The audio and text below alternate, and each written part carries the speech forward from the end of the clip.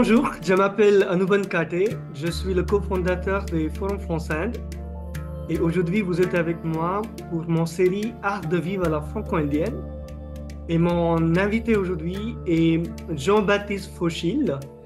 C'est un Français qui vit en Inde depuis plus de 20 ans maintenant. Il a enseigné à Alliance française de Delhi, Pune et Ahmedabad. Euh, Actuellement, il enseigne histoire et géographie dans l'école française de Bombay. Il a aussi travaillé au Caire et il est également conseiller consulaire pour les Français qui vivent en Inde, en Bangladesh et Sri Lanka, je pense. Donc, il y a beaucoup de choses intéressantes à découvrir, à connaître son parcours. Donc, sans vous faire attendre, j'invite Jean-Baptiste parmi nous. Bienvenue, Jean-Baptiste. Bonjour à nous, merci, Bonjour. pour cette interview, cette opportunité. C'est un Bonjour. grand plaisir. Euh, oui, donc j'aimerais bien qu'on commence à parler avec ton enfance, où tu es né, où tu as grandi en France, tes études et puis le lien avec l'Inde, comment ça s'est commencé, si tu peux nous D'accord. dire. Alors, écoute, moi, d'origine, je suis du nord de la France, je suis de Lille. Ma famille est de là-bas. Euh, donc j'ai grandi et je suis allé à l'école là-bas. Mais ce qui nous intéresserait, j'imagine, par rapport à ton programme, c'est plus voilà, mon lien avec l'Inde, c'est que j'ai eu des parents très tôt qui étaient amoureux de l'Inde.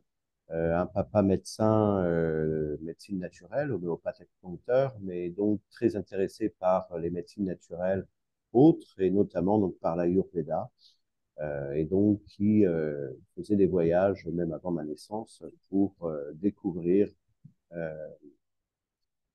cette médecine, notamment à Madras. Euh, et puis, de l'autre côté, ma maman qui était spécialiste de philosophie hindoue et d'astrologie hindoue. Donc, j'ai toujours grandi avec le monde indien autour de moi, si tu veux. Mes parents, après le voyage, ramenaient euh, des objets d'art d'Inde. Donc, à la maison, c'était décoré avec des objets d'art indiens, des statues. Et puis, plus encore, évidemment, euh, mes parents ont découvert à Calcutta la,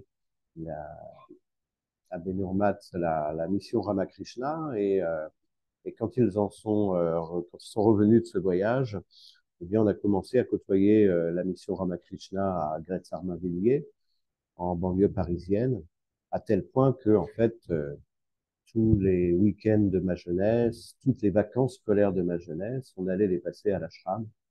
Euh, Encore plus, au bout d'un moment, mes parents ont même acheté une petite maison à côté de l'ashram pour vraiment passer un maximum de temps là-bas. Donc, j'ai grandi vraiment, je sais pas, de 0 à 9, 10 ans de cette manière-là. Et donc, j'ai grandi. Quand j'en parle, je donne toujours comme anecdote que c'est un petit peu comme Astérix Obélix. Comme Obélix, je suis tombé dans la potion magique étant petit et que voilà, quand j'ouvrais les petits tiroirs, j'avais 2, 3 ans, j'ouvrais les tiroirs comme un bébé et je tombais toujours sur ces petites bandes dessinées Amarchitra Katha euh, que je regardais. Je disais mais pas encore, mais je regardais les images et puis je voyais les aventures de Rama, les aventures de Hanuman, de Kali, qui évidemment m'impressionnait beaucoup comme un enfant. Euh, et donc, les premiers héros étaient pas Superman ou Mickey Mouse, mais voilà, j'ai grandi vraiment avec ça, avec cet état, la philosophie de l'ashram. Une autre anecdote d'ailleurs, puisqu'on a le temps, de l'ashram, le matin, il y avait la première prière, la première puja qui était à 6 heures du matin, et le week-end. Et pourtant, on était petits avec ma sœur. Et quand les parents ne nous réveillaient pas et qu'on se réveillait et qu'on se rendait compte qu'ils étaient partis à la prière sans nous réveiller, ah, on était fâchés, on n'en pouvait plus parce que on aimait aller. Je me souviens, ma mère me mettait dans son châle, alors je dormais à moitié, mais j'entendais les histoires. Et puis, le Swami lisait, par exemple, des petits passages de la Bhagavad Gita. Et puis, moi, j'entendais au loin tous ces héros qui chantaient l'histoire de tous ces héros. Et c'est ce qui m'a transporté depuis l'enfance, en fait, si tu veux. D'accord. Donc, voilà, ça m'a jamais quitté. J'étais très proche du Swami de l'époque. Euh, je l'appelais papa au même titre que mon papa, d'ailleurs, Swami Ritajananda. Et bon, qui est décédé évidemment depuis de nombreuses années maintenant. Mais, euh, mais voilà, c'est toute mon enfance. Et puis alors, comme c'est l'ashram, euh, c'est un lieu immense. C'est vraiment un lieu immense. Il y a des champs, il y a un potager, il y a un immense potager, hein. Des champs de blé, il y avait des étables. Donc le matin, on se levait, on allait traire les vaches avec les jeunes swamis. Euh, on allait brosser les animaux, on allait nourrir les poules, on allait chercher les œufs, on aidait à mettre la table, à préparer le petit déjeuner. Enfin, c'était fantastique. C'était une vie communautaire parce que c'était la vie de l'ashram. Mhm. Tout le monde aidait comme il pouvait.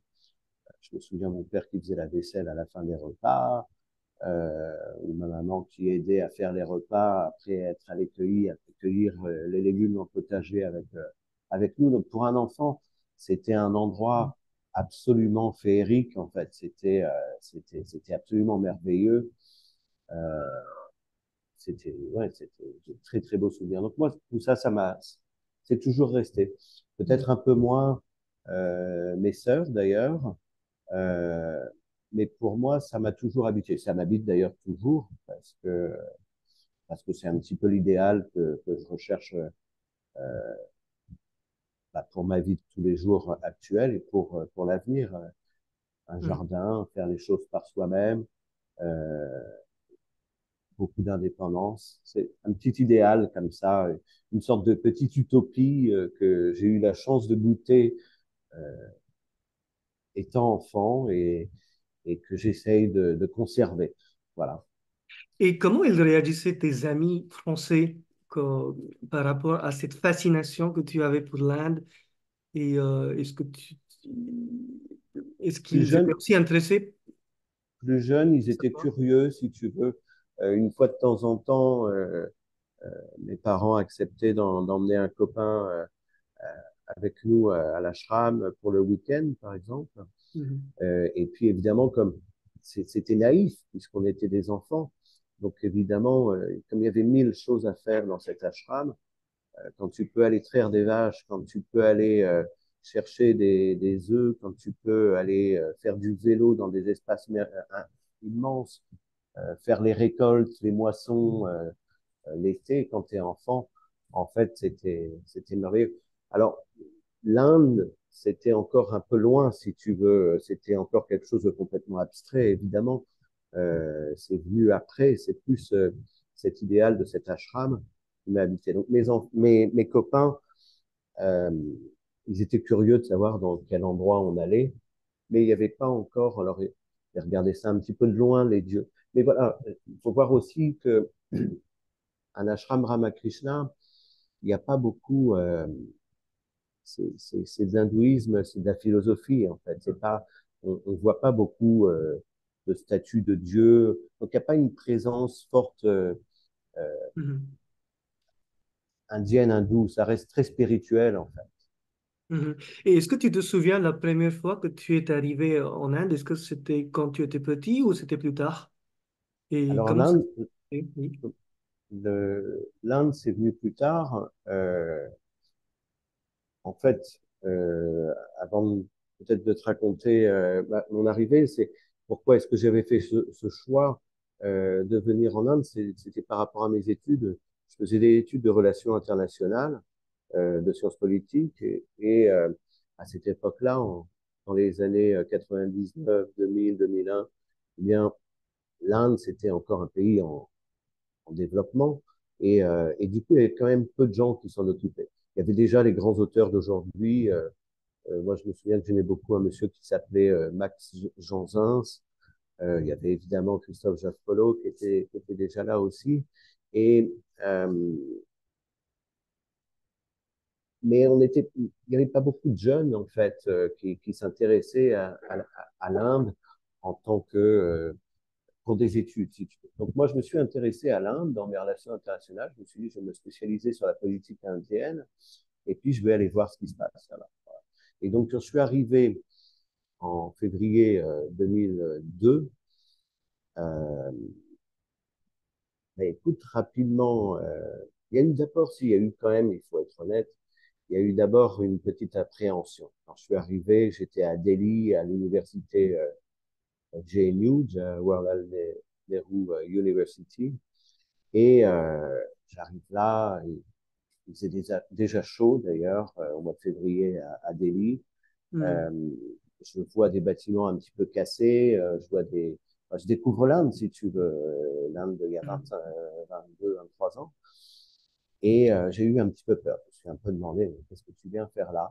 Et finalement, j'ai tout de suite été accueilli par des gens tellement, tellement gentils, qui n'ont voulu que m'aider, euh, que tout ça, je l'ai oublié. Et très rapidement, je me suis senti comme un poisson dans l'eau, si tu veux. Peut-être que c'est justement toutes ces années ashram qui m'ont rattrapé.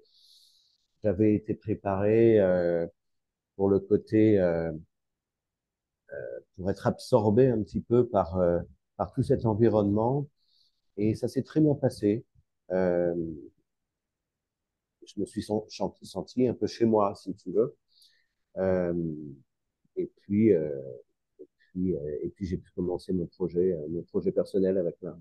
Il faut aussi dire peut-être que Jawaharlal Nehru University, c'est une des universités en Inde qui sont très réputées pour être ouvertes, assez ouvertes au monde. Il y a beaucoup d'idées, il y a une ambiance politique qui est assez présente Oh oui.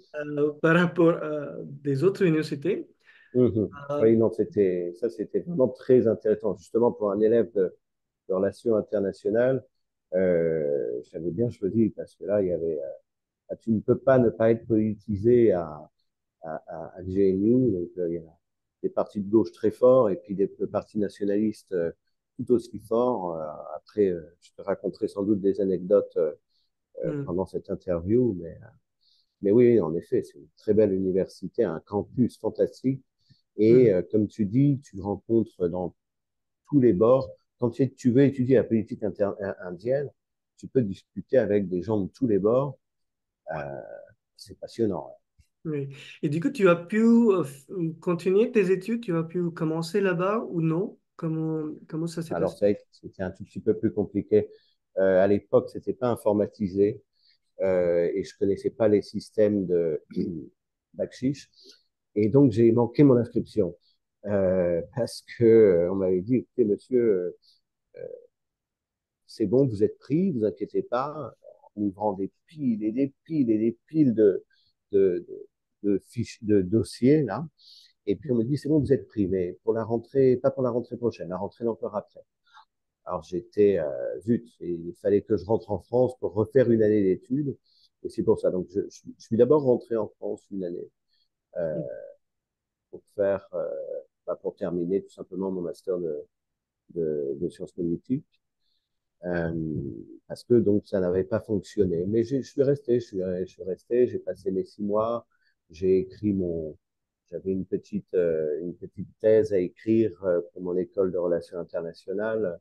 Je me souviens que Hmm. j'avais écrit sur l'influence de la marine indienne sur l'océan Indien. À l'époque, c'était vraiment le tout début. L'Inde avait compris qu'il allait falloir s'imposer sur l'océan Indien et développer une marine. Et donc, c'était un sujet passionnant à l'époque. Euh, Puis voilà, donc je suis rentré en France pour terminer mes études. Mais de là, comme en master, tu avais un stage à réaliser, j'ai fait, je vais y retourner. Et comme euh, l'année d'avant, il y avait eu les fameuses émeutes d'Ahmedabad, dans le Gujarat, euh, je me suis dit, ni une ni deux, je postule à l'Alliance française d'Ahmedabad pour aller voir un petit peu ce qui se passe là-bas. J'aurai un boulot, mais je pourrais aussi rencontrer des gens. Voilà. Alors, on va pas parler peut-être trop de politique, mais euh, c'est pas le sujet. Mais bon, j'ai obtenu mon stage. Euh, j'ai pu m'occuper du culturel à l'Alliance française, qui est une activité passionnante, accueillir les artistes et puis de A à Z, devoir les aider à monter leur spectacle, la lumière, le son, le settings, les hôtels, les avions, enfin, il y avait absolument tout à gérer, donc c'était passionnant. Et puis à côté de ça, j'ai pu donc découvrir le Gujarat, découvrir Ahmedabad, Mhm. euh, et puis regarder, poser des questions, regarder un petit peu ce qui s'était passé l'année d'avant politiquement dans cet État. Ouais. Oui, je trouve ça courageux à la fois parce que ce qui s'est passé en 2002 au Gujarat avait choqué pas seulement l'Inde, mais toute la communauté internationale, je dirais. Ah oui, Et c'était très spécial. oui, donc vouloir y aller après cet événement, je trouve ça assez intéressant. Mais étant un étudiant de sciences humaines, politiques, oui, je Ouais. pense que Bah moi, c'est vraiment ça. J'ai pas du tout pensé au danger parce que à Delhi, je m'étais jamais senti en insécurité. J'avais pas du tout identifié l'Inde comme un pays, en tout cas dangereux pour moi, si tu veux, en tant qu'étranger, si tu veux. C'est Mhm. certain que en étant un local, la vie est différente, mais voilà, c'est vrai que cette question de danger à Ahmedabad, la paix était revenue. J'ai pas pensé à ça. Mhm. Et du coup, ensuite, pendant combien de temps tu as travaillé là-bas et qu'est-ce que tu as fait après? Alors, j'avais un stage de 6 mois, donc je suis resté 6 mois, ça s'était très bien passé. Je me souviens, mon directeur à l'époque, j'ai oublié le nom, mais il, il voulait me garder pour que je puisse m'occuper de l'annexe de Baroda. Et puis, bon, il y avait des histoires j'avais beaucoup travaillé, je lui avais demandé un petit peu de sous et il m'offrait pas quelque chose de très généreux, donc j'ai dit, bon, c'est tout, je vais aller faire autre chose. Mais là, c'était décidé. Je vais pas faire comme après JNU, je vais rester en Inde et mon inscription à l'université, elle va bien se passer ce coup-ci parce que j'ai bien compris comment ça se passait maintenant en système. Et donc, j'avais déjà mon master de sciences politiques, donc je me suis dit, je vais me consolider mes connaissances en faisant un master d'histoire de l'Inde. Et j'avais le choix entre trois universités, puisque l'histoire en Inde se fait principalement dans trois universités. J'avais le choix entre BHU, Benares Hindu University. J'avais le choix entre JNU again à Delhi et puis Pune University. Et en Mhm. réfléchissant, bon, BHU ça aurait été idéal parce que là, on se retrouve au cœur des choses, à Benares, à étudier l'histoire. Ça aurait été quelque chose de très dense. Et repartir à GNU, j'ai fait non, je l'ai déjà fait, il faut connaître autre chose. Et du coup, j'ai fait le choix de Pune, au Maharashtra.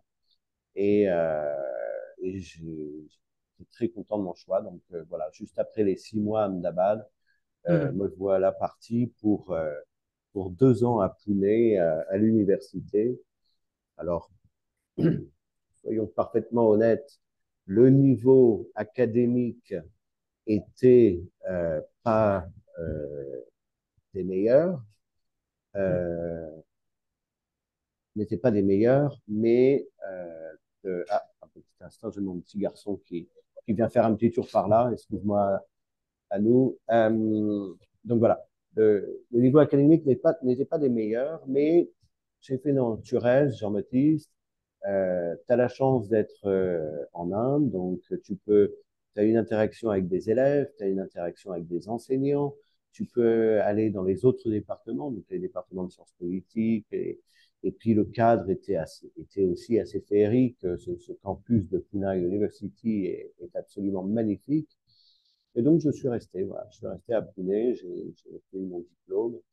Euh, et puis, j'ai fait d'autres choses à côté. Je travaillais justement, comme tu le disais en introduction, à chaque fois que je suis passé dans une ville, j'ai toujours été en Alliance française pour commencer.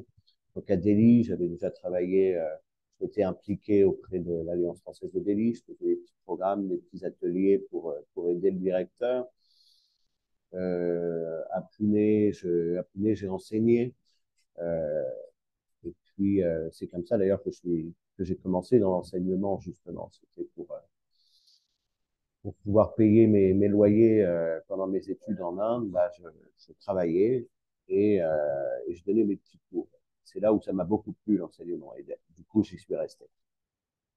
Ok, et j'imagine que quand tu étais à Ahmedabad, à Alliance française, tu étais dans un monde francophone ou franco-anglais, je dirais un mélange. Mais à Pune, je crois que tes études étaient en anglais. Et Alors, oui, complètement. Et voilà, ça, donc du c'était coup, très particulier. Mhm. Ouais, en anglais, c'était vraiment, vraiment. Bah, c'est là où j'ai vraiment commencé à apprendre l'anglais parce que t'as pas le choix. C'est fatigant. C'est très fatigant de suivre. Alors, quand tu es étudiant comme ça peut être un petit conseil justement pour les futurs jeunes qui se disent, tiens, je vais aller étudier là-bas. Euh, Tu sais pas comment faire, tu sais, la question que tu te poses, c'est est-ce que je prends mes notes en français euh, donc il faut traduire automatiquement. Puis là, rapidement, tu dis waouh, non, non, ça c'est pas faisable techniquement. Ça nécessite trop d'exercice cérébral, ça fatigue quand même beaucoup. Donc du coup, tu te mets à prendre tes notes en anglais, mais et puis finalement, ça se passe très bien, ça se passe tout seul. J'ai vite progressé en anglais euh, et tout s'est bien passé. Super. Il est vrai qu'en Inde, on n'a pas autant de chance, peut-être, même aujourd'hui, je dirais, d'avoir les étudiants étrangers par rapport à la France ou l'Angleterre ou l'Amérique. Donc, Mhm. comment ont réagi tes camarades, tes amis à l'université de t'avoir parmi eux? Alors c'est intéressant parce que aujourd'hui, je pense que maintenant, tu dois quand même avoir beaucoup, beaucoup plus d'étudiants. Je me souviens à la fin de mon séjour à l'université de Pune, et même à JNU, c'était pareil, on commençait à voir les étudiants de Sciences Po qui débarquaient. C'était la première année d'ailleurs, il y avait des Sciences Po qui avaient débarqué à JNU en 2002. À Pune, pareil, on a commencé à recevoir petit à petit des étudiants français. Mais tout au départ, c'est vrai qu'à Pune, j'étais le seul Européen, si tu veux. J'avais une collègue, d'ailleurs, une amie avec qui je suis toujours ami aujourd'hui, qui elle, avait choisi d'ailleurs un parcours encore plus fou. Elle était inscrite en, comment on appelle ça, library science pour les bibliothécaires. Incroyable. Et tu retrouves une Française comme ça dans un département de bibliothèque à Pune. Comment les gens ont réagi? Écoute, c'était super parce que du coup, euh, plus en sciences humaines. On va être honnête aussi, l'histoire en Inde, c'est un peu un parent pauvre. Bon, peut-être qu'en France aussi. Si tu veux faire des bonnes études, tu vas faire de la physique, tu vas faire des maths, pour devenir ingénieur ou médecin. Alors étudier l'histoire, c'est un petit peu pour les petites gens, on va dire. Et, euh, et donc, j'ai pu côtoyer tout un monde purement indien de jeunes qui débarquaient de Kolhapur, de Solapur, de Nagpur, de villes comme ça au beau milieu de l'Inde que je ne connaissais pas Jalgaon, Bhusawal. C'était super parce que j'ai pu avoir cette interaction et c'est pour ça d'ailleurs aussi que je suis resté, si tu veux. C'était pour pouvoir, parce que j'ai eu accès à une connaissance de terrain, à discuter avec des gens. Et peut-être que je reviens encore à l'ashram, tu vois. Euh, Comme j'avais eu cette sensibilité tout jeune d'ouverture sur ce monde indien, sur cet hindouisme, sur cette philosophie indienne, parce que encore une fois, c'était de la philosophie, ce qu'on nous a mis dans l'esprit de la spiritualité. Il y avait un ressenti qui était là en moi pour pouvoir m'intégrer du mieux possible et être avec tous ces jeunes qui m'ont emmené. Je suis parti avec eux à Jalgaon. Je me suis retrouvé dans des situations avec des familles. C'était extraordinaire. Et eux étaient ravis de pouvoir montrer leur univers à un jeune Français qui était en plus très curieux. Je voulais m'imprégner complètement des choses, si tu veux, à l'époque. J'imagine. Mm. Chouette. Je vous rappelle, je suis avec Jean-Baptiste Fauchil sur le plateau des Forums France-Inde et nous découvrons ensemble son parcours, ses expériences en Inde. Donc maintenant, on va peut-être parler un petit peu de tes emplois. Tu as travaillé à Alliance française, tu vas Ouais. brièvement expliquer ça. Est-ce que tu peux nous dire comment c'était à l'époque de travailler à Alliance française, comment c'est aujourd'hui, les interactions que tu as eues avec les étudiants indiens qui venaient d'apprendre le français et qui viennent, j'imagine aussi, d'un milieu un peu aisé. Euh, comment c'était cette expérience? Écoute, ma première expérience d'Alliance française, c'était donc à Delhi, mais à Delhi, je tenais juste deux petits ateliers. Je m'occupais, j'avais un atelier journalisme, on montait les articles pour le petit journal de l'Alliance, et j'avais un atelier poésie. J'aime beaucoup la poésie, et donc je faisais un atelier poésie. On écrivait des poèmes, j'expliquais les techniques de poésie aux élèves. Et en fait, le contact est toujours très bien passé. Alors, c'est vrai, ce qui est intéressant dans les alliances, c'est que tu as quand même un public varié. Tu dis un public aisé, mais pas toujours. Et puis aussi, ce qui est intéressant, c'est que dans la même classe, tu vas avoir le petit Ridvik de 14 ans et puis euh, la kaki de 65 ans qui tout à coup a envie d'apprendre le français parce qu'elle a fait un voyage ou qu'elle a lu un livre. Et donc, tu as vraiment un public, ça va dans tous les sens. Euh, tu as les jeunes qui ont compris. Alors, ça, c'est peut-être plus actuel. Avant, c'est vrai que c'était plus un public de passionnés. Maintenant, je pense que ce qui a dû changer dans les alliances, alors attention, je suis évidemment en contact avec certains directeurs et je connais quand même le système des alliances, je vois comment ça se passe, mais je suis plus dedans maintenant. Mais je pense que tu dois commencer à avoir un public de personnes qui se disent l'intérêt. Si j'apprends le français, je peux devenir prof de français. Comme maintenant, tu as toutes sortes d'écoles internationales, l'école IB, ou même dans les entreprises, on peut avoir besoin du français. Les gens se disent ça va être un plus. Donc, tu as un autre public comme ça. Parce que maintenant, il y a des jobs avec le français. À l'époque, il y avait pas de job avec le français. Euh, Je, il y a, je, c'est- Moi, j'ai ouais, étudié le français à Alliance française de Bangalore. Et là, je me ok, souviens, il y avait beaucoup d'activités culturelles. Donc, rien que pour la ville de Bangalore, l'Alliance française, c'était un des lieux euh, qui, qui proposait beaucoup d'activités culturelles. Et c'était vraiment ouais, une bonne référence. ouais, Ensuite, tu as aussi, et actuellement, tu enseignes l'histoire et la géographie dans l'école française à Bombay. Tu as à aussi Bombay. Ouais. à Bombay, Mumbai. Tu as aussi travaillé dans l'école de Ahmedabad. Et tu as aussi travaillé au Caire. Donc, est-ce que tu peux nous parler de cette expérience de travailler dans des lieux différents, des pays différents? Bien sûr. Bah donc, du coup, voilà, avec mes études, je me dirigeais vers la diplomatie et après mes petits stages euh, en ambassade, en consulat, je me suis dit, zut, j'ai peut-être pas forcément choisi la bonne voie parce que à l'époque, j'étais pas aussi diplomate que je le suis aujourd'hui. Et comme je te disais, en payant en faisant mes études, j'ai toujours enseigné. Et là, vraiment, le contact se passait toujours super bien. C'est-à-dire, autant moi, j'adorais euh, enseigner, euh, le contact avec les jeunes et les moins jeunes, ça se passait super bien. Et eux, j'étais toujours, si tu veux, attention, je n'ai pas les chevilles qui gonflent, mais c'est la vérité. Il faut dire les choses comme elles sont, que ce soit à Delhi, à Ahmedabad ou à Pune, j'étais vraiment le petit chouchou. Alors après, c'est vrai que tu vas me dire, bah oui, mais forcément, tu étais le français. Mais même quand on était plusieurs Français, le contact avec les étudiants est toujours super bien passé.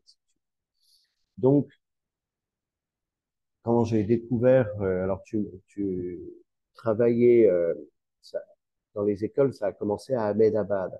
J'avais eu une opportunité à l'époque, en 2008, le directeur de l'école de Mahatma Gandhi International School euh, m'appelle, j'étais rentré en France, il m'appelle à Lille et il me propose de l'aider pour justement pour sa campagne à l'époque des conseillers des Français de l'étranger. Et puis il me dit, et puis si tu m'aides pour ça, ben écoute, je sais que tu as enseigné, tu peux venir dans mon école, euh, et puis tu auras un poste. Et c'est là où j'ai vraiment commencé à enseigner autre chose que du FLE, du français et langue étrangère. Et ça a été une expérience merveilleuse.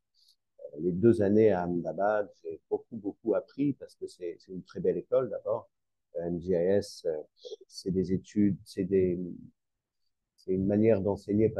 Le directeur, euh, Pascal Chazot et sa femme Anjou, ont développé, si tu veux, comme un laboratoire d'enseignement. Euh, alors, ils ne sont pas contents quand ils vont m'entendre, mais c'est un petit peu comme du Montessori, si tu veux. Mais pour les grands, quand Montessori s'arrête au primaire, là, nous, on continuait pour le collège. Et donc, on travaillait à travers des projets, des activités. On n'enseignait pas les matières mathématiques, français, histoire, physique. On enseignait à travers des projets globaux. Donc, j'étais prof de tout, mais que je devais tenir un projet. Alors, ça demandait énormément d'énergie, énormément de préparation, énormément de travail, un investissement personnel du matin au soir, 7 jours sur 7. Mais du coup, ça m'a permis, si tu veux, d'apprendre, d'emmagasiner des techniques d'enseignement euh, qui m'ont servi et qui me servent encore aujourd'hui, si tu veux. Donc, c'était vraiment passionnant. Euh, de là à Ahmedabad, après 2 années donc à travailler dans cette école, j'ai été contacté par d'autres écoles internationales. Puis c'est là que je me suis dit, bon, écoute, JB, tu vas rester dans l'enseignement parce que ça se passe bien. Et j'ai compris aussi qu'il y avait des opportunités dans le monde entier, qu'il y avait du travail partout avec les écoles IB, et que je ne suis jamais au chômage. Et puis qu'en plus, voilà, faut être honnête, les salaires sont parfaitement honorables. Alors, je suis resté dans l'enseignement. Puis là, j'ai été contacté par une école, par un Indien d'ailleurs. Hein. C'était drôle, hein, directeur d'une école internationale en Allemagne, j'ai oublié la ville, euh, qui était indien, je ne sais plus comment il avait eu mon contact, et puis qui me proposait un super poste. Et en même temps, j'ai été contacté par une école au Caire. Et puis évidemment, moi, je suis un petit peu aventureux et voyageur. Je voyage beaucoup, beaucoup, et moins en Allemagne qu'en Égypte. Tu vois. Donc, le choix a été assez vite fait. Je me suis dit, conduire une Golf avec une cravate, pourquoi pas, mais aller enseigner au pied des pyramides, ça m'attire davantage. Donc voilà, je suis parti au Caire.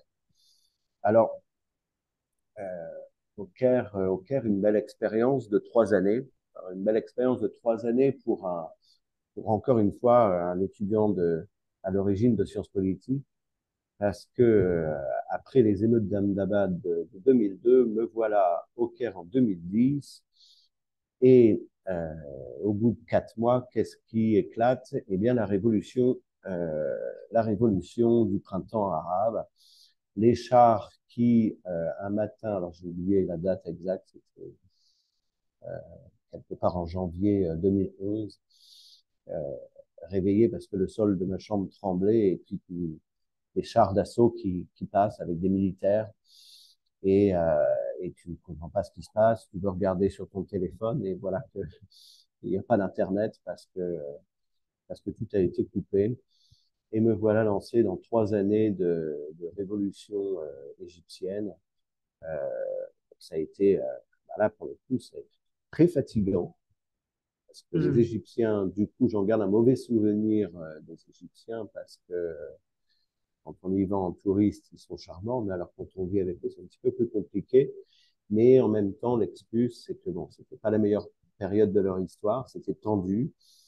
Et, euh, et voilà, mais pour moi, vivre ça au cœur des choses, et puis dans un pays qui est, faut avouer, enfin, j'aurais compris que je suis amoureux de l'Inde et que c'est mon pays d'adoption. Mais je dirais le plus beau pays du monde, ça reste l'Égypte. C'est incroyable. Tout est beau là-bas. Tout est parfait, tout est merveilleux, tout est enivrant. C'est incroyable ce pays. Mais voilà, ravi après 3 années au Caire de quitter parce que c'était fatigant quand même. Parti, je me souviens, le 3 juillet 2013, le lendemain de cette énorme manifestation de millions et de millions de kérotes. Euh, c'était fantastique, la plus grande manifestation de l'histoire du monde. Il n'y a jamais eu autant de manifestants dans les rues. C'était incroyable. Et puis, le coup d'État, du coup, de, de Monsieur Sisi, qui est toujours au pouvoir d'ailleurs maintenant, le 2 juillet 2013. Et puis moi, j'avais mon avion 2003. Voilà, c'était terminé. Merci l'Égypte. Euh, et puis, alors, de l'Égypte, après ces 3 années compliquées, ces 3 années un peu fatigantes, je me suis dit, il faut que je reparte au calme. J'ai besoin d'un peu de paix. Et évidemment, eh bien, je cherche un job en Inde, euh, retour en Inde, parce que j'avais envie de retrouver mes copains, j'avais envie de retrouver mes routines indiennes, ma vie indienne, mon ambiance, mon atmosphère indienne. Voilà. Euh, Par contre, la seule condition que je m'étais fixée, c'était de vivre à Bombay et pas autre part, parce que je l'avais déjà fait. Ahmedabad, c'était merveilleux, mais c'est merveilleux à 20 ans. Pune, c'était merveilleux, mais c'était merveilleux à 20 ans. Là, il me fallait quand même une grande ville, il me fallait quelque chose, il me fallait être au cœur des choses. Donc voilà, je m'étais fixé Bombay. J'ai trouvé un job très facilement dans une école internationale. Euh, Comment ça s'appelait? EduBridge International School. C'était une toute nouvelle école. Et le directeur m'avait contacté au Caire parce que j'avais enseigné le français et l'histoire géo, et puis que j'avais enseigné en collège et lycée. Et donc, quand tu as un profil dans ces écoles internationales, quand tu as un profil où tu peux faire plusieurs choses, ils apprécient quand même beaucoup. Et c'était un directeur américain et il fallait monter les départements parce qu'on partait de rien. C'était une nouvelle école.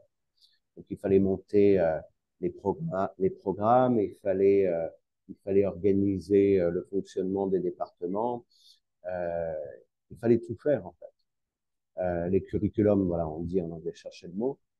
Et donc, on m'a embauché pour monter le département de sciences humaines et le département de langue dans cette école. Et puis voilà. Donc, me voilà de retour à Bombay, me retour en Inde. Et depuis, j'ai pu quitter. Et là, a priori, il n'y a aucune raison de quitter ces prochaines années, évidemment. Chouette. C'est vraiment passionnant d'écouter toutes ces expériences dans des écoles différentes, dans des pays différents. Malheureusement, on n'a pas beaucoup de temps. Il y a beaucoup, Ah, beaucoup de choses encore qui nous restent à ouais. parler.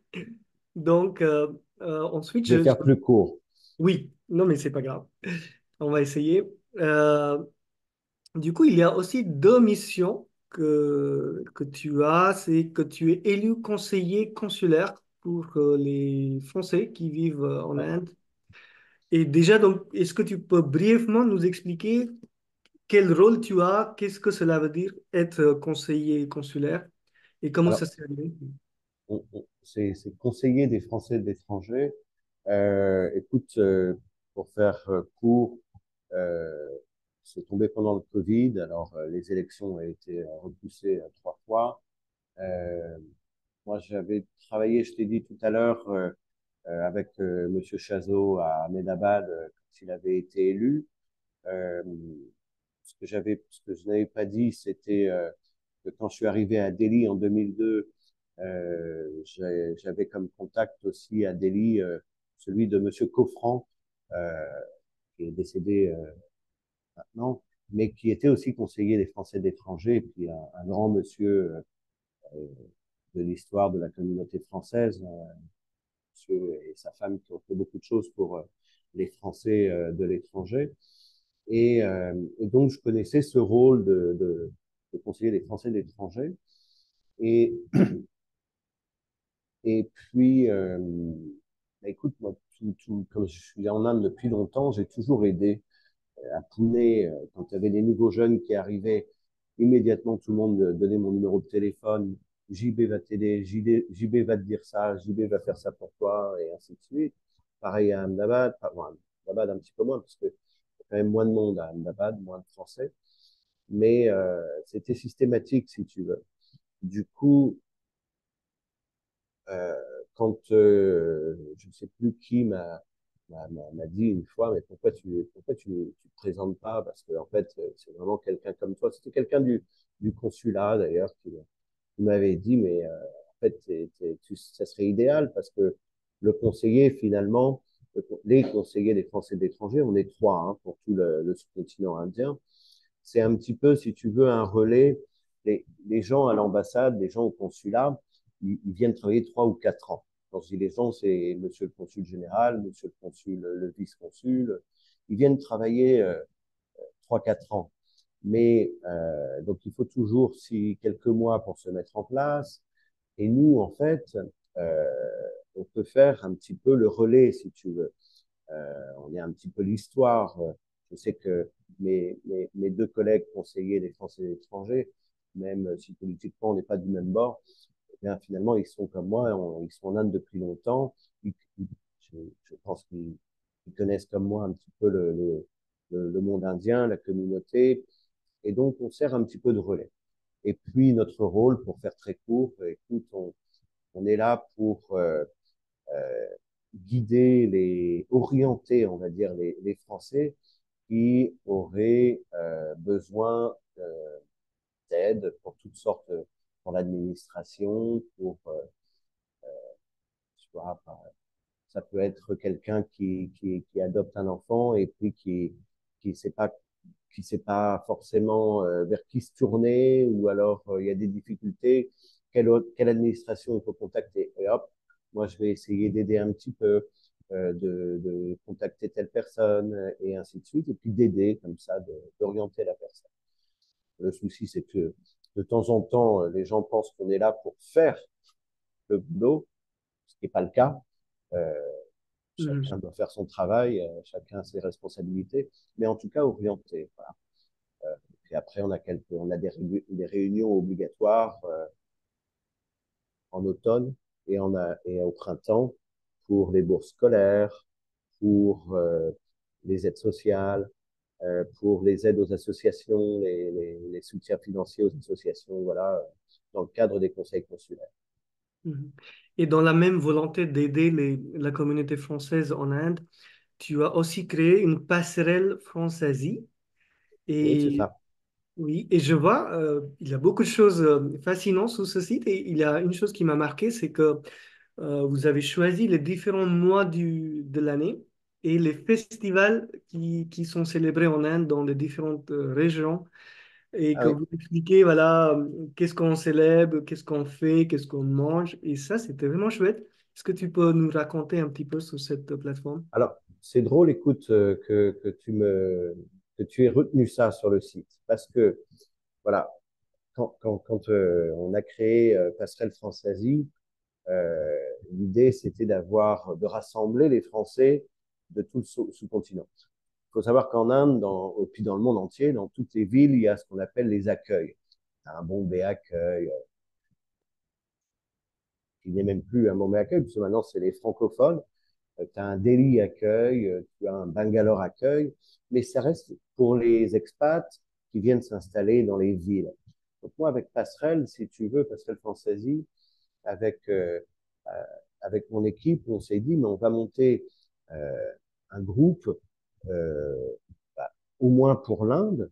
Et puis comme ça, les gens, bah, si des gens comme moi qui sont installés ici, mariés avec une Indienne ou un Indien, mais aussi pour les expats, euh, eh bien, on peut s'entraider parce finalement, on rassemble un tas de gens qui ont, t'as forcément l'info que tu cherches est forcément là, si tu veux.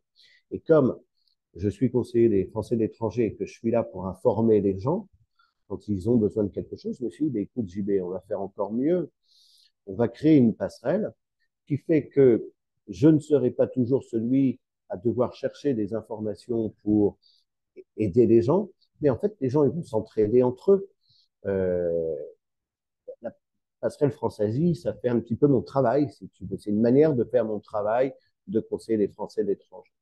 Et puis, avec Mathias et Pauline, on s'est dit, on va avoir notre site Internet. Et c'est drôle, donc voilà, j'en reviens là, à que tu as pris, prennes comme exemple, pardon, les festivals, parce que c'était la première idée. La première idée, c'était, regarde, on peut faire un calendrier à partir du mois de septembre, quand les gens arrivent en expat, pardon, quand les expats arrivent dans leur entreprise, et ils peuvent planifier leur année. Se dire, tiens, on me dit sur tel groupe, on me dit qu'il faut aller au Kerala, qu'il faut aller au Rajasthan. Et pourquoi aller au Rajasthan à telle période quand en fait, si on sait quand est-ce qu'est le merveilleux concert de musique classique indienne dans le château de Jodhpur, eh bien, autant aller visiter le Rajasthan à cette époque-là. Et puis comme ça, pendant qu'on fait un peu de tourisme, on marie aussi ce tourisme à des événements majeurs, des événements culturels majeurs, si tu veux. Si tu veux aller visiter le Nagaland, pourquoi y aller à telle période alors qu'il y a le festival Naga à une autre période. Donc, en gros, c'était pour un petit peu aider les gens à faire leur choix de découverte de l'Inde en mariant leur, euh, leur petit voyage touristique avec des grands événements majeurs pour découvrir le pays. Voilà. Sans doute, je trouve que ça doit être très utile et intéressant pour les Français. Mais étant indien, même pour moi, de voir quelque chose qui est très bien présenté, avec une approche curieuse, ça me fascine. Il nous C'est reste vrai que une... ça peut être aussi utile pour les Indiens en plus. C'est vrai que tu as raison. Bien sûr, parce que l'Inde est tellement, tellement grand. Et je me souviens quand j'étais un étudiant à Lille en 2006-2008, il avait le fameux festival de l'Inde en France et c'était à Lille. Euh, Ouais, exact. et pendant cet festival, il avait des artistes qui venaient de tous les coins de l'Inde. Et même pour moi, c'était une opportunité parce que Mm. étant dans ma région Maharashtra, je n'avais pas toutes ces possibilités. Donc, c'est vraiment une très bonne démarche que vous Eh ben, avez. écoute, merci beaucoup. Et puis on va continuer d'ailleurs à développer passerelle. On a plein d'idées. Après, c'est difficile parce qu'il faut trouver le temps, évidemment, entre l'école, entre mon rôle de conseiller et puis le site. C'est un petit peu, il faut toujours, et puis mon rôle de papa maintenant que j'ai un petit bébé. Donc c'est compliqué, ouais. D'ailleurs, je vais venir à ça. La dernière partie de notre entretien, c'est la vie sociale et culturelle. Il nous Mhm. reste une quinzaine de minutes. Je suis Ok. avec Jean-Baptiste Fauchil. C'est un entretien très passionnant parce qu'il a fait beaucoup, beaucoup de choses dans sa vie. Et maintenant, on va parler de ses voyages que tu as fait pas mal en Inde et surtout en Ah oui. moto. Donc, si tu peux nous brièvement raconter. Ah, écoute, oui, non, bah, comme je suis là depuis quand même de nombreuses années et que j'aime beaucoup voyager, alors quand je suis pas dans un voyage dans un pays étranger, je garde toujours une de mes vacances. Alors, étant enseignant, c'est l'avantage. On ne gagne pas non plus notre vie merveilleusement bien, mais on a du temps. Moi, j'ai fait le choix du temps et des vacances, et donc je garde toujours une vacance scolaire pour un voyage indien pour rester connecté. Parce que c'est vrai qu'en vivant à Bombay, on peut facilement se déconnecter un petit peu du monde indien et puis rentrer plus dans la vie de la métropole ou mégalopole. Donc, je garde toujours un voyage indien et j'aime bien faire ça en moto, en solo ou avec un copain.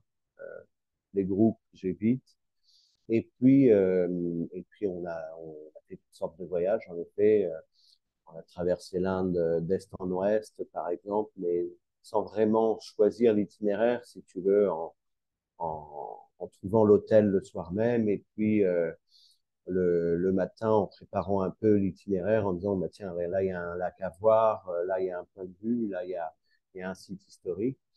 Et donc, ça donne des voyages de grande découverte. L'idée, en fait, par exemple, de mes voyages, c'est euh, de suivre le cours d'un fleuve. Donc, ça me permet, en suivant le cours des fleuves, bah, d'arriver, j'arrive forcément à la mer au bout du compte, mais j'essaie de coller au fleuve au maximum. Et puis, je regarde un petit peu ce qui se passe, la vie des gens, l'évolution euh, des différents, euh, des, des différents villages, l'architecture. Voilà. Donc, je garde un voyage indien, c'est important pour moi. Et puis, toujours dans des régions différentes. Là, par exemple, dans un mois, je retourne au Meghalaya, euh, j'y étais allé il y a quelques années, qui m'a l'air d'être vraiment un endroit absolument merveilleux, en tout cas le point de vue de la nature, puis les gens, je me souviens, là, très très gentils. Et puis, pour faire court, euh, parler des voyages, c'est voilà, mon amour, c'est le Ladakh. Le Ladakh, j'y vais chaque année. Je ne m'en lasse pas. Chaque année, je refais quelque chose qui m'a plu. Et puis, je me faufile dans une petite route que j'ai pas fait, alors, évidemment en moto. Et puis, mais là, c'est grandiose, c'est merveilleux, le Ladakh. À faire absolument en moto. On va faire le Ladakh en voiture, aucun intérêt. Tu te condamnes tout le toit, c'est-à-dire tu te condamnes toute la vue. À la limite, le faire en cabriolet, pourquoi pas. Mais surtout pas dans une voiture. Tu manques tout le ciel, tu manques toute la grandeur du Ladakh. Mais en moto, c'est magique. C'est vraiment absolument merveilleux. L'Inde étant un pays très divers, il y a des endroits magnifiques et je suis sûr que c'est ça que tu fais référence à. Ah bah, on ne se lasse jamais finalement de voyager en Inde. Tu as toujours, toi, ça fait 22, 23 ans, 22 ans que je suis arrivé ici pour la première fois. Et il y a encore des endroits que je connais pas, évidemment. Et même, on se parlait de BHU tout à l'heure. Je suis allé à Benares en 2002. J'ai hâte d'y retourner la prochaine fois parce que ça sera comme si j'y allais pour la première fois. Je veux dire, c'était il y a 20 ans. Donc, tu as toujours des choses à faire dans ce pays, c'est absolument incroyable, des rencontres fantastiques. Et puis, on peut parler aussi de cuisine dans ce cas-là, parce que partout Oui. où tu vas, l'Inde, c'est grand comme l'Union européenne, et chaque État est aussi différent que nous en Europe. Je veux dire, entre un Français et un Tchèque, il n'y a pas plus de rapport qu'entre un, un, quelqu'un du Tamil Nadu et un Gujarati, par exemple. Du coup, c'est pareil dans les cuisines. Il y a des choix incroyables. Donc, tu t'ennuies jamais quand tu voyages en Inde. C'est toujours merveilleux.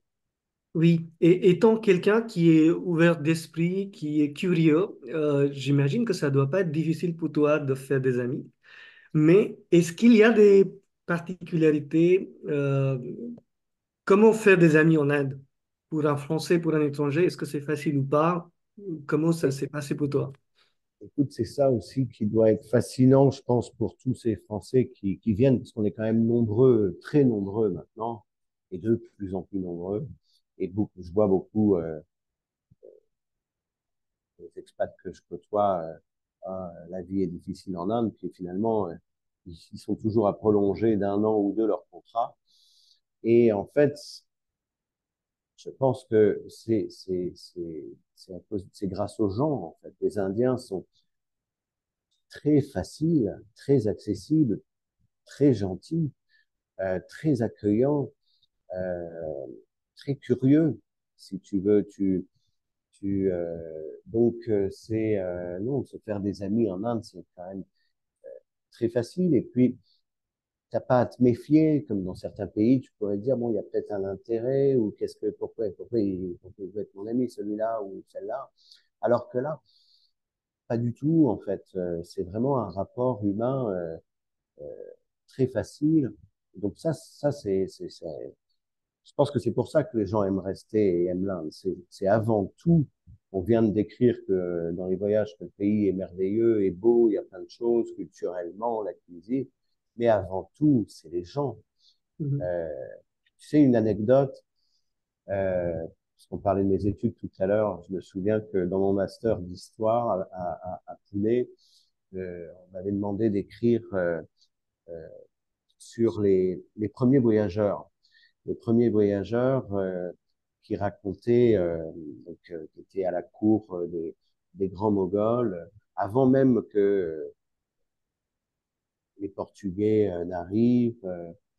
Et dans les livres, que ce soit en français, que ce soit en italien, eh bien, on n'utilisait pas le mot indien pour les locaux.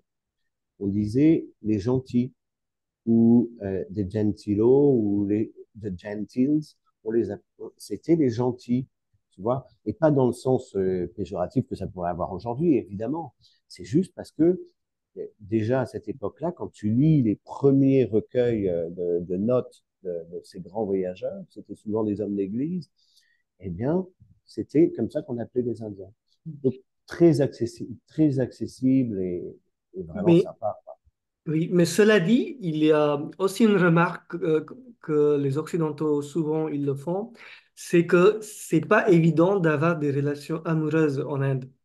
Est-ce que pour toi, c'était le cas ou non, ou comment était ton expérience sur ce sujet? Là, je vais rester un petit peu discret, Mhm. euh, mais je suis marié maintenant, donc je ne peux pas trop raconter le passé.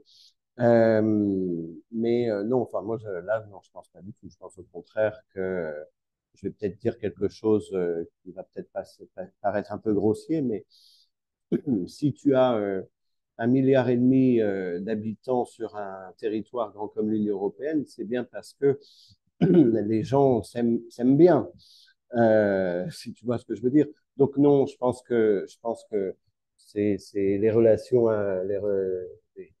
ces relations-là, je pense que c'est très accessible, autant pour les garçons que pour les filles. Justement, je pense que les Indiens ont ce côté curieux, comme nous, on l'aurait en Occident, si tu veux, cette ouverture. Non, je pense pas du tout que ce soit compliqué. Euh, et d'ailleurs, voilà, donc moi je suis marié à une Maharashtrienne, comme toi d'ailleurs. J'ai un petit garçon, euh, et, euh, et donc voilà, ouais. C'est bien. Ça Et fait, ça comment fait ça des se... années, ça fait 9 ans, tu vois, qu'on est ensemble. Euh, Mhm. donc non, Félicitations. merci. Et comment ça se passe avec la famille, la belle famille, entre les échanges entre la famille en France et en Inde? Comment Bah tu... écoute, ça c'est, moi en tout cas, je le prends comme ça, si tu veux. Je pense qu'il faut, quand tu viens en Inde, et que tu veux y rester, il faut avoir l'ouverture. C'est certain que si si tu te dis, bon, j'épouse une femme ou un homme pour une femme, euh, et puis que j'épouse pas sa famille, là, tu te trompes. Euh, je savais qu'en épousant ma femme, j'épousais sa famille, et donc je savais que je pourrais pas faire comme en France où ouais, ma belle-mère, mon beau-père qui restent dans leur coin. Non, en Inde, tu sais que tu vas devoir gérer avec eux. Et moi, ça me va très bien, si tu veux, justement. Je trouve ça sympa. Il y a le côté famille. On se voit une fois par semaine, 2 fois par semaine. Eux, ils sont ravis de voir leur petit-fils. Moi, je suis ravi qu'ils puissent m'aider avec mon petit garçon. Je prends ça comme une opportunité, si tu veux. Je suis content que mon petit garçon puisse voir ses grands-parents au maximum. Et puis, donc, je trouve ça très sympa. Moi, je- c'est une ouverture. tu rencontres toujours des gens parce qu'il y a toujours plein de gens à la maison. Euh, enfin, à la maison de mes beaux-parents, si tu veux. Moi, j'ai cette chance-là, c'est qu'ils habitent à un quart d'heure de la maison. Donc, c'est très sympa. Non, moi, ça me va très, très bien, la famille indienne. Super. Après, c'est peut-être parce que je viens d'une famille nombreuse. J'ai trois sœurs, on était quatre enfants. Bon, voilà, j'ai l'habitude. Et puis, à la maison, la famille, c'était important. Donc, c'est peut-être pour ça aussi que ça Mm. me va très bien, ma famille indienne. Mm. J'ai une dernière, trois questions pour toi. Les premières Ah, deux sont un petit peu générales et c'est pas pour trouver des clichés, mais c'est quand même par rapport à tes expériences. Quelles sont pour toi les qualités, les défauts des Indiens? oh, euh, bah, écoute, qualité, je l'ai déjà dit, donc je vais pas. Je te dis, cette générosité, cet accueil, cette gentillesse, cette ouverture, cette facilité. Moi, je trouve que ça, c'est des qualités humaines qui font que je suis resté ici. Si tu veux. Je retrouve pas ça dans ma propre culture. On n'est pas là pour critiquer notre petite France, mais moi, c'est ce qui me plaît chez les Indiens. Ils sont accessibles, si tu veux. Les défauts. Les défauts, ben, c'est peut-être aussi pour ça que les Français se plaisent aiment l'Inde, c'est que on est sensible, on est susceptible. Ben, les Indiens sont aussi sensibles et susceptibles. Et donc voilà, il faut faire attention. Mais bon, comme tu dis, ça reste général, c'est comme pour tout le monde. Euh, un défaut, après, mais pareil, ouais, il faut pas tomber dans le cliché. Le retard, oui, le retard, des petites choses comme ça. Disons que systématiquement, les gens vont t'appeler pour te dire t'inquiète, je suis sur la route, j'arrive dans un quart d'heure. Mais en fait, il est encore chez lui et il est même pas encore habillé, en fait. Et tu sais que c'est comme ça. Je le sais parce que j'ai une femme indienne, donc je sais je sais comment elle le fait, mais je vois aussi comment sa famille. C'est exactement, c'est vraiment ça, quoi. On sait, on a rendez-vous à 9 heures, on va partir de la maison à 9 heures pour arriver à 9h30. Ça, voilà, des petites choses comme ça, mais les défauts, on en a tous, c'est pas grave, c'est pas grave. Parfois, ça peut être Il y a bien plus de qualités que de défauts. tant mieux, tant mieux. Oh si, tiens, peut-être à nous. Hein. Si, quand même.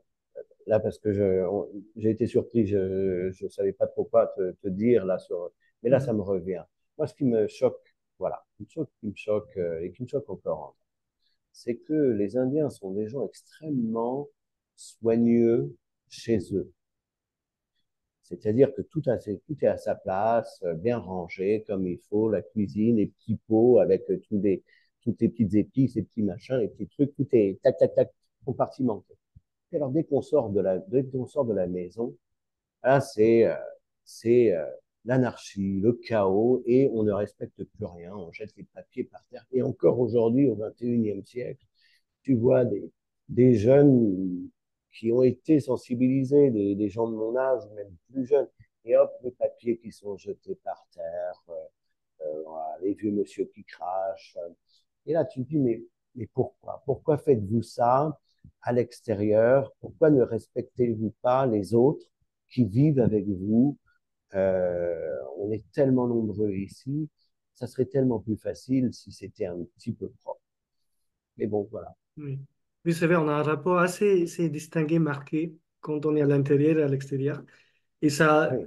et en France, c'est vrai, on n'a pas cette différence autant. On fait. Ah, on a peut-être plus conscience de l'autre, tu sais. Mhm. Ou alors, tu vois, maintenant que tu me dis les choses viennent, quand tu fais la queue, bon, maintenant je prends moins le train, parce il y a des avions, mais à l'époque, quand on voyageait, on ne prenait que le train, il n'y avait pas encore beaucoup d'avions. Et tu faisais la queue. Et tu as toujours un gars pour te coller, et tu lui dis, mais pourquoi tu ne me laisses pas de ma place? L'espace personnel, ça aussi, les Oui. gens n'ont pas conscience. Pourquoi tu me touches? Pourquoi tu viens me coller à moi alors qu'il y a de la place pour tout le monde? Tu vois ce que je veux dire? Oui. L'espace personnel, ouais. Je pense que les gens n'ont pas beaucoup conscience. Un autre aspect, c'est que parfois, quand on s'éloigne de notre pays d'origine pendant si longtemps, on Mhm. a un regard qui est différent et qui se renouvelle également avec le temps. Donc, envers les Français, la France, est-ce que tu as aussi, par rapport à ses qualités, défauts, des choses, des remarques à partager avec nous? Bah, euh, quand tu décides en effet de rester, pardon, hop, quand tu décides en effet de rester longtemps, de migrer définitivement autre part, c'est certain que, alors moi je te l'ai dit, j'ai plus d'affinité avec les Indiens parce que le contact est plus facile et puis plus naturel. On est moins, on se prend moins la tête quand même dans les rapports humains, avec nos manières, avec et puis ce côté, ouais, les manières à la française. Moi, c'est ça qui me plaît moins. Et donc, ta question, c'était, rappelle-moi, c'était, Oui, encore une fois, on peut dire que les qualités, les défauts, ou pas défauts, mais les aspects que tu apprécies moins, et avec le temps, ouais, est-ce qu'il a changé? ouais, non, non, alors non, non, les choses, les aspects que je n'aimais pas de notre France et de notre, surtout des gens, parce que c'est ça qui est important. Non, parce que je vois des nouvelles personnes arriver chaque année, Mhm. surtout que je suis à l'école. Non, ça change pas. Et puis je pense que c'est même presque de pire en pire le côté euh, l'ego occidental en fait.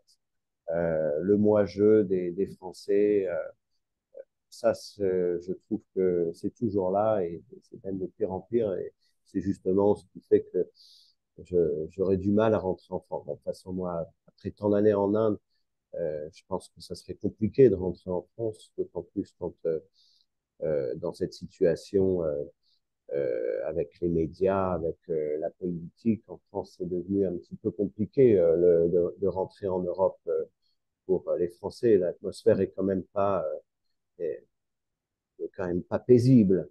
Alors que aujourd'hui, en Inde, malgré les élections qui approchent, en tout cas, je devrais peut-être pas généraliser. Tu vois, je devrais dire Bombay. À Bombay, on a beaucoup de chance. On est préservé. On est euh, dans une ville très ouverte, très mélangée. On est vraiment préservé. Très bien. Maintenant, peut-être un mot de la fin. Et Oui. la dernière chose serait, quel conseil tu pourras donner aux Français ou même d'autres étrangers qui s'envisagent de s'installer en Inde ou venir y habiter? Est-ce que tu as des remarques générales ou... Venir sans a priori, Mhm. venir l'esprit ouvert, curieux. L'Inde n'est pas le pays de la spiritualité comme certains s'imaginent. C'est un pays comme un autre, avec des qualités où en effet on peut suivre des chemins différents. Euh, donc venir ouvert et curieux, euh, accepter, retirer tous ces a priori, mais retirer aussi euh, tout ce côté, justement, s'attendre à ce que les gens réagissent comme toi, comme un Français, si tu veux. Je prends un exemple parfaitement concret et facile à comprendre. La circulation, rouler en Inde, tu vois, hop, toi, tu as l'impression que tu conduis une voiture ou une moto depuis toujours et tu te dis, bah, je vais respecter ça. Mais non, parce que si tu respectes tes propres codes, de conduite, mais tu vas vite avoir un accident parce que c'est pas comme ça que ça se passe. Et ben, je pense que dans la société indienne, dans la vie de tous les jours, c'est le même principe. Si tu veux qu'il faut adopter, il faut regarder ce qui se passe autour de toi, voir comment les gens euh, agissent et réagissent, et puis être sensible à ça, pas se dire, ben moi c'est ma culture, il faut que les gens s'adaptent aussi. Non, euh, tu es à l'étranger, tu arrives dans un autre pays, et bien, il faut être curieux, il faut regarder comment ça se passe, et puis s'adapter. Voilà. Donc, la capacité d'adaptation et d'acceptance aussi, parce qu'évidemment, je pense que tout le monde te le dira, l'Inde, c'est quand même un pays très dur. On n'a pas parlé de ça pendant cette heure d'interview, mais ça quand même, c'est le pays des extrêmes. Ça quand même, une ville comme Bombay, tu vas voir des voitures couleur or avec des marques incroyables, à Jaguar ou je ne sais quoi, et puis qui vont taper au carreau un monsieur qui n'a pas de main. Et puis les gens qui vont te dire, ah, donne pas d'argent, c'est une mafia. Tu fais, mais monsieur n'a pas de main. Enfin, tu vois, il y a des contrastes comme ça d'une violence et des gens qui ont des réponses pour te dire, ah, il faut pas donner parce que c'est la mafia. Mafia ou pas, le monsieur, il n'a pas de main. Toi, tu as une voiture en or. Donc, il y a des contrastes comme ça. Ça peut faire facilement tourner la tête à des gens qui n'ont pas l'habitude, parce qu'on voit pas ça, on voit pas des contrastes comme ça en Europe. On n'a pas été élevé avec de tels contrastes. On voit pas autant de violence finalement, parce que c'est extrêmement violent ces choses-là. Donc voilà, il faut rester ouvert, il faut s'adapter, puis se protéger aussi parce que ça fatigue beaucoup l'Inde. Il faut savoir que nos sens ici, les cinq sens sont constamment éveillés à 100%. Il y a des odeurs, il y a des choses à voir, il y a des mouvements, enfin, il y a absolument tout. Donc, si on est heureux parce qu'on emmagasine un tas d'informations, eh bien le corps se fatigue, je pense, et moi, ça m'est arrivé et je l'ai vu de nombreuses fois où justement des gens qui avaient un gros coup de mou parce qu'il faut savoir se reposer, il faut savoir prendre son temps quand même ici. C'est un pays qui peut fatiguer. Merci Jean-Baptiste pour tous ces partages, toutes ces expériences, toutes ces astuces. Et je suis convaincu, je suis sûr que nos auditeurs vont les apprécier, comme moi je les appréciais. Ben, Et écoute, je te remercie, Anno. avec plaisir, et je te dis bon courage, tout le succès dans tes projets, Je te dans ta remercie vie beaucoup. en Inde. À toi Et à, également. et à vous, je vous dis à bientôt avec un nouvel invité le mois prochain. Sur ce plateau, sur cette série, nous essayons de vous faire découvrir les expériences de terrain des Français qui vivent en Inde et les Indiens qui vivent ici en France. Merci beaucoup et à bientôt. Au revoir. Merci, Anno. Au revoir.